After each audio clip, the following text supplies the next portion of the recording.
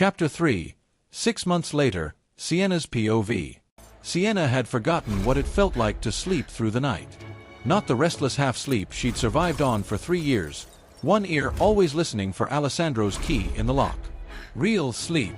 The kind where you woke up confused about what day it was, sheets tangled around your legs, sunlight streaming through windows you'd chosen yourself.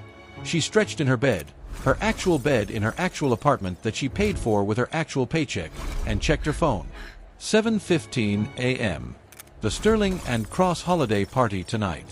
Open bar, fancy appetizers, and according to Jade, the perfect opportunity to flirt with that cute guy from the design team.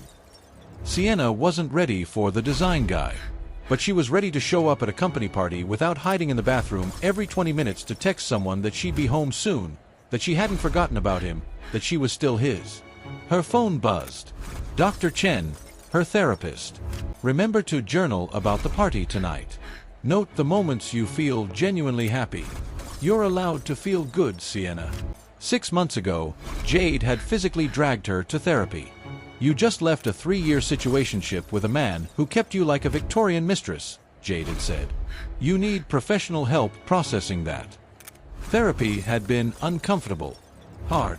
All those sessions picking apart why she'd stayed so long, why she'd accepted so little.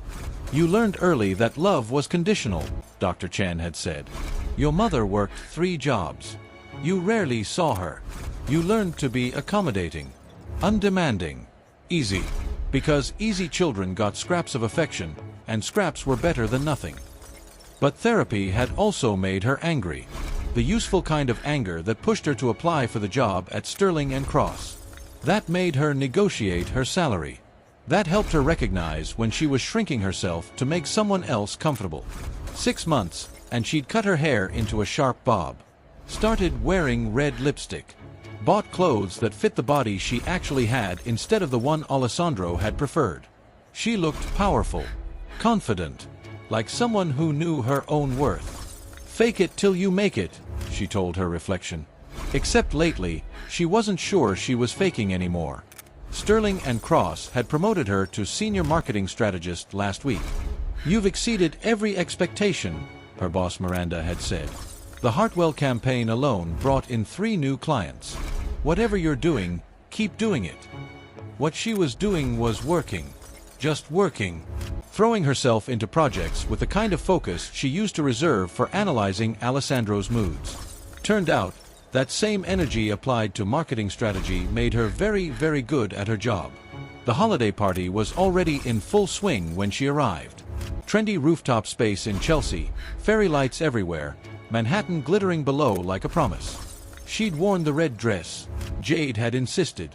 You look like you're about to burn down a building, Jade had said approvingly. In a hot way.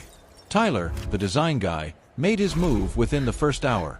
Sweet, funny, completely unthreatening. They talked about work, about pizza, about normal things. So, Tyler said, would you want to grab dinner sometime? Actual dinner, not just company party appetizers. Sienna opened her mouth to answer when someone called her name. Sienna Morales. She turned. The man standing behind her was tall, sandy brown hair, green eyes that crinkled when he smiled. He wore his expensive suit casually, tie slightly loosened. She recognized him immediately. Dante Moretti. I thought that was you, he said, smile warm and genuine. From the Hartwell Gala, right? We talked about the psychological impact of brand storytelling on consumer behavior. You completely changed how I think about marketing narratives. I remember. How could she forget? He'd been the first man in 3 years who'd asked her opinion and actually listened. You were planning that tech innovation center in Brooklyn. Still am. Nightmare of permits and community board meetings. He glanced at Tyler, realized he'd interrupted. Sorry, I didn't mean to intrude. I just saw you and wanted to say hello. And, he pulled out a business card. If you're ever interested in freelance consulting work, I'd love to talk.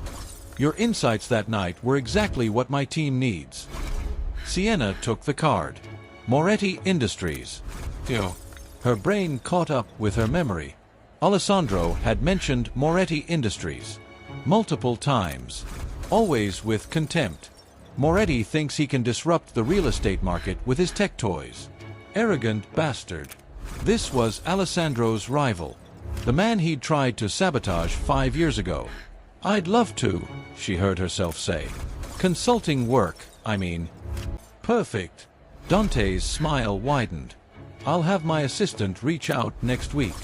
He walked away, was immediately absorbed into conversation with Miranda and some executives. Who was that? Tyler asked, deflated. Dante Moretti, Sienna said, staring at the business card. A potential client. Sweet Tyler with his easy smile and uncomplicated interest. The kind of guy she should want. Yes, she said, dragging her attention back. Dinner sounds great. They exchanged numbers. Made plans. He went to get drinks. Sienna looked up and found Dante Moretti watching her from across the room. Their eyes met. He raised his glass in a small salute, smile playing at his mouth. Something in Sienna's chest did a complicated flip that felt dangerously like excitement. She looked away first, tucked his business card into her purse, and told herself she was imagining the electricity between them. Told herself this had nothing to do with the fact that he was Alessandro's rival and some petty part of her liked that symmetry. Her phone buzzed. Unknown number. This is Dante. Sorry, I got your number from Miranda. Hope that's not too forward. Coffee Monday morning? I promise it's purely professional. Unless you want it to be unprofessional. That was a joke. I'm better at business than flirting. Clearly. Sienna's thumb hovered over the keyboard. This was a bad idea. Dating a client was unprofessional. Dating Alessandro's business rival was messy. Dating anyone right now was probably premature. She should say no.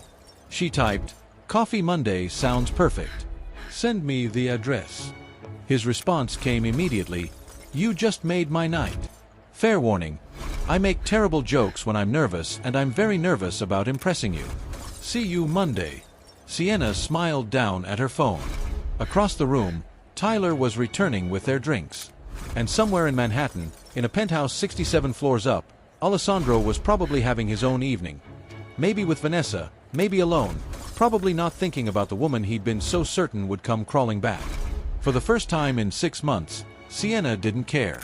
She dropped her phone in her purse, accepted the drink from Tyler, and let herself enjoy the party. Let herself feel the warmth of professional success and the possibility of new beginnings and the strange, terrifying freedom of not belonging to anyone but herself. Dr. Chen had been right. She was allowed to feel good. And tonight, standing on a rooftop in Chelsea with the whole city spread out below her like it was hers for the taking, Sienna Morales felt better than good. She felt like maybe, just maybe, she was going to be okay. Better than okay. She was going to be phenomenal. Chapter 4. 6 months later, Alessandro's POV. Alessandro's wedding had been perfect. That's what everyone said, anyway. 300 guests at the plaza. Vanessa in custom Vera Wang. A 7-tier cake that probably cost more than most people's cars. The Times had run a feature, Manhattan Royalty Unites. Castellano-Whitmore wedding marks historic merger of 2 real estate empires. Historic merger. That's exactly what it was. Nothing more, nothing less. He stared at the ring on his finger, platinum, engraved with their wedding date, and felt absolutely nothing. 6 months married, and he'd felt more looking at Sienna's empty coffee cup on his kitchen counter than he'd felt saying, I do, to the woman who now shared his last name. Are you even listening to me? Alessandro looked up from his desk. Vanessa stood in the doorway of his home office. No, their home office, he had to remember that now. Wearing tennis whites and an expression of cool irritation that seemed to be her default setting these days. Sorry, he said, not meaning it. What were you saying? The Hendersons' dinner party. Saturday night. 7 o'clock. She crossed her arms, tennis bracelet catching the light. I need you actually present this time, Alessandro. Last week at the Vanderbilt Gala, you spent half the evening staring at your phone like a teenager. It's embarrassing. I was handling a business emergency. You were texting someone who never texts back. Her smile was sharp as glass. Don't think I haven't noticed. Alessandro's hand tightened on his pen. Vanessa wasn't stupid. That had never been the problem. She'd known about Sienna from the beginning, had tolerated the arrangement the same way she tolerated his preference for scotch over wine or his tendency to work late. As long as he was discreet, as long as he showed up when required, as long as the affair didn't interfere with their public image. Except Sienna wasn't his affair anymore. Hadn't been for 6 months. And the texts Vanessa had noticed weren't replies, they were drafts. Hundreds of them, typed and deleted, an endless cycle of words he could never quite make himself send. I was wrong. I miss you. Please call me. I made a mistake. Delete. Delete. Delete. I'll be there Saturday, Alessandro said. 7 o'clock. I'll even smile for the cameras. How generous of you. Vanessa turned to leave, paused in the doorway. Oh, and your mother called. Again. She wants to know when we're coming for Sunday dinner. I told her we were busy. We should go. She's been asking for weeks. Your mother doesn't like me, Alessandro. She barely tolerates me. I don't see why we should subject ourselves to her passive-aggressive comments about grandchildren and marrying for love. Vanessa's voice dripped with disdain on those last words. We both know this marriage is a business arrangement. I don't need to pretend otherwise over pot roast. She left before he could respond, her tennis shoes silent on the hardwood floors of the penthouse they shared. Different penthouse from the one he'd kept Sienna in. Vanessa had insisted they start fresh, find a place that was theirs. As if buying new furniture could somehow make this feel like a real marriage instead of a very expensive roommate situation. Alessandro pulled out his phone, opened his messages, scrolled to the name he'd never been able to delete, Sienna Morales. The last text in their thread was from him, sent 3 weeks after she'd left. I know you need space. I'm giving it to you. But I want you to know that what we had was real. You were real. I'm sorry I couldn't give you what you needed, but that doesn't mean I didn't love you. I still do. She'd never responded. He'd checked her social media obsessively at first. Instagram, LinkedIn, Facebook, anywhere he might catch a glimpse of her life without him. But Sienna had gone dark. Private accounts, no updates, like she'd simply vanished from the digital world the same way she'd vanished from his physical one. He'd driven past her old apartment in Brooklyn twice. Okay, 6 times. The lights were always off. He'd called Jade once, from a burner phone like some kind of stalker. She'd picked up, listened to his breathing for exactly 3 seconds, then said, "She doesn't want to talk to you, Alessandro. Stop calling." Click. His finger hovered over the message box. He could text her right now. Just something simple. Casual. How are you? Pathetic. I hope you're doing well. Even worse. I can't stop thinking about you, and this marriage is slowly killing me, and I was an idiot, and please tell me there's still a chance. He typed it out, stared at it, deleted it word by word. A knock on his office door saved him from his own spiral. Marcus, his assistant, poked his head in. Sorry to interrupt, but you wanted the briefing on the Moretti Industries situation? Alessandro set his phone down face down, forced his brain back to business, the one thing he could still control. Come in. What's the latest? Marcus settled into the chair across from him, tablet in hand. Moretti's still pushing for the Brooklyn development. He's got community support now, which is new. Someone's been helping him with his PR strategy. It's actually pretty brilliant. Instead of positioning it as gentrification, they're framing it as sustainable urban renewal with community input. He's holding town halls, partnering with local businesses. The narrative's completely shifted. Alessandro felt his jaw tighten. Dante Moretti, the tech bro wannabe who thought he could revolutionize real estate with apps and algorithms. 5 years ago, Alessandro had sabotaged one of Moretti's major deals.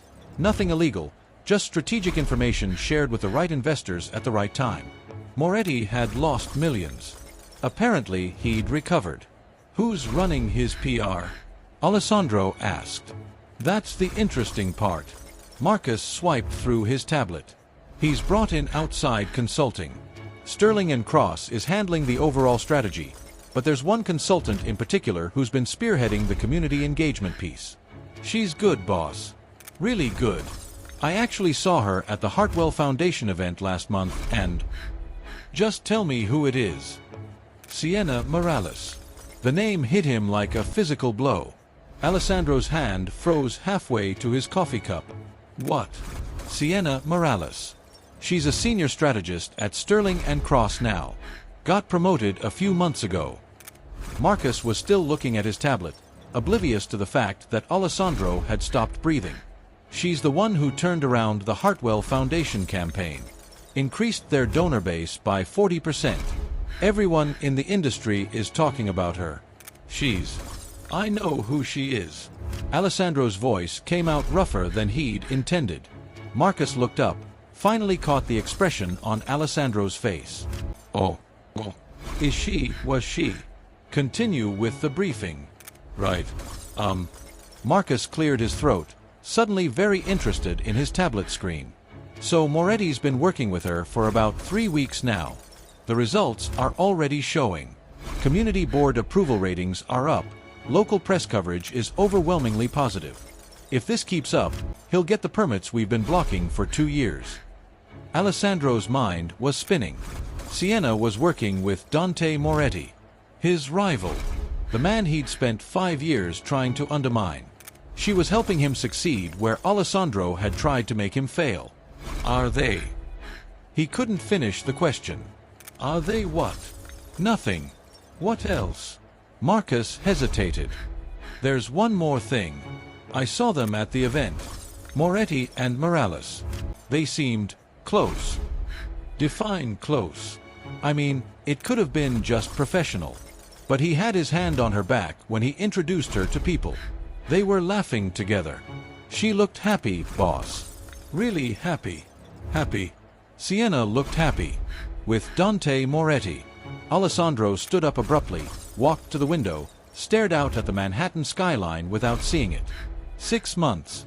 She'd been gone 6 months, and in that time she'd built a career, earned a promotion, started working with his biggest rival. Maybe started dating his biggest rival, if Marcus's observations were accurate. While he'd been what? Married to a woman he didn't love. Living in a penthouse that felt like a mausoleum. Drafting texts he never sent. Get me everything you can on their working relationship, Alessandro said. I want to know how they met, how long they've been collaborating, what other projects she's involved with. Everything. Boss, I'm not sure that's everything, Marcus. A long pause. Then, yes, sir. Marcus left, closing the door softly behind him. Alessandro pulled out his phone again, opened LinkedIn, searched for Sienna's profile. There she was, professional headshot, confident smile, updated job title. Senior marketing strategist at Sterling and Cross. Her profile picture was new. She'd cut her hair. It looked good. She looked good. She looked nothing like the woman who used to wait for him in his penthouse, reading books on his couch, existing in the margins of his life. This Sienna looked like she had her own life. A full one. A successful one. One that didn't include him. His phone rang. Vanessa. What? Lovely greeting for your wife. Her voice was acid. I'm at the club. I'll be home around 6. Try not to brood in your office all day. It's unbecoming. She hung up before he could respond. Alessandro looked at his reflection in the window.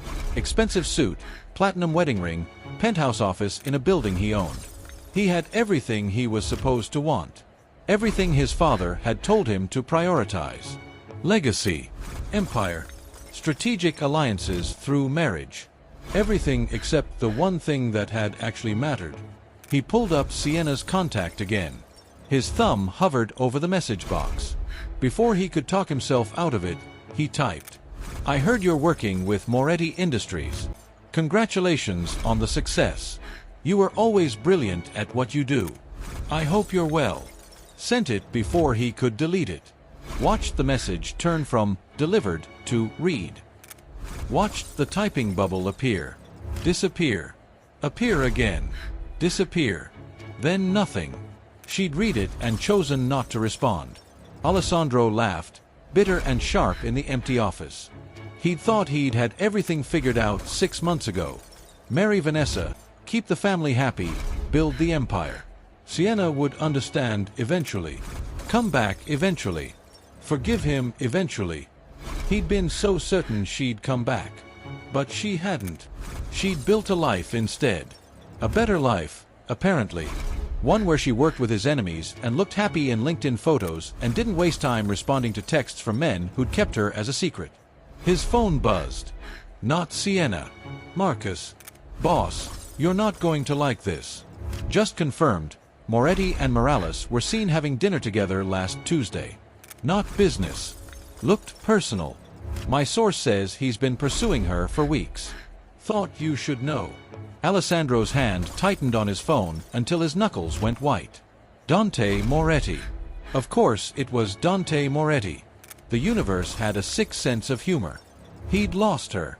Really, truly lost her. Not to time or distance or her anger, but to another man. His rival. The one person in Manhattan who had as much reason to hate Alessandro as Sienna did. He should let her go. Should delete her number, stop checking her LinkedIn, accept that he'd made his choice and now he had to live with it. Instead, he picked up his office phone and dialed his lawyer. Richard, it's Alessandro Castellano. I need you to look into something for me. Dante Moretti. I want to know everything about his current projects, his financial situation, any vulnerabilities I can exploit. And find out everything you can about his relationship with a woman named Sienna Morales. Yes, I know how that sounds. I don't care. Just do it. He hung up, stared at his wedding ring again. Vanessa was right. Their marriage was a business arrangement. Nothing more, nothing less. Which meant he was free to do whatever it took to get Sienna back. Even if it meant destroying Dante Moretti in the process. His phone buzzed one more time. This time it was from Sienna. Thank you. I am well. I hope you and your wife are very happy together.